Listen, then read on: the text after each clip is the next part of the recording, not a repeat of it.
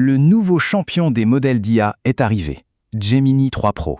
Mais une fois qu'on met de côté les classements et les scores, est-ce qu'il est vraiment fiable au quotidien? C'est exactement ce qu'on va décortiquer ensemble. Alors sur le papier, les chiffres sont sans appel. En décembre 2025, Gemini 3 Pro est officiellement le grand modèle de langage le mieux classé du marché. Son score Elo de 1501, c'est un peu comme le classement au tennis, ça mesure la force relative. Et là, il est tout en haut du podium. On s'attend donc à une puissance absolument inégalée. Et voilà, c'est la question qui tue. Parce que, soyons honnêtes, être le plus fort sur le papier, c'est une chose.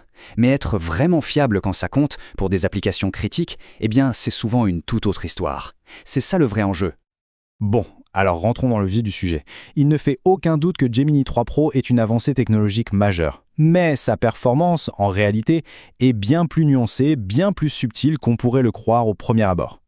Et c'est justement là que ça devient passionnant. Quand on parle de domaine à haut risque, où l'erreur n'est tout simplement pas une option, le fait d'être numéro 1 ne suffit plus. Le contexte et, surtout, la manière dont on utilise l'outil, ça change absolument tout.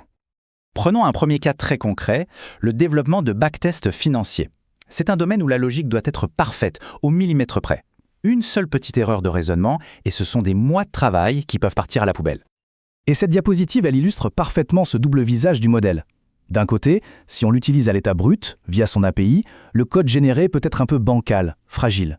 Mais de l'autre, quand on l'intègre dans un environnement comme l'idée Antigravity, là, c'est le jour et la nuit. Il ne se contente plus d'écrire du code. Il devient un véritable agent autonome qui planifie, teste, valide et corrige ses propres erreurs. Ce n'est plus un simple codeur, c'est un partenaire d'ingénierie. Le point crucial à retenir, c'est donc celui-ci. Pour vraiment exploiter sa pleine puissance logique, il faut lui donner les bons outils. Soit un environnement agentique comme Antigravity, qui le pousse à raisonner, soit activer son mode Deep Think, qui lui a permis par exemple d'atteindre des performances exceptionnelles sur des problèmes très complexes en sciences et en mathématiques.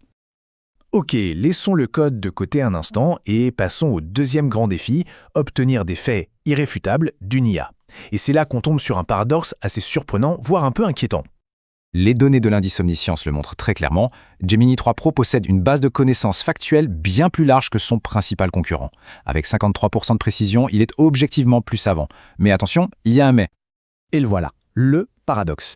Malgré sa connaissance supérieure, Gemini 3 Pro a un taux d'hallucination de 88% sur ses erreurs. Qu'est-ce que ça veut dire concrètement? Ça veut dire que lorsqu'il ne connaît pas la réponse, il est extrêmement enclin à inventer une réponse avec une assurance, un aplomb déconcertant, plutôt que d'admettre qu'il ne sait pas. C'est à la fois le plus savant, mais aussi le bluffeur le plus confiant. Heureusement, il existe une solution pour contrer ce problème. La fonctionnalité grounding. Ce n'est pas juste une recherche web à côté, non. C'est un véritable mécanisme qui force le modèle à baser ses réponses sur des informations vérifiables et à citer ses sources.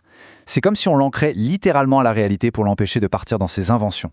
Et l'impact de ce mode est juste considérable. En l'activant, on arrive à réduire les hallucinations d'environ 40%. C'est énorme! Ça en fait une fonctionnalité tout simplement essentielle pour n'importe quelle tâche de vérification de faits un peu sérieuse. Bon, alors comment on fait pour utiliser cet outil qui est à la fois incroyablement puissant mais aussi potentiellement trompeur?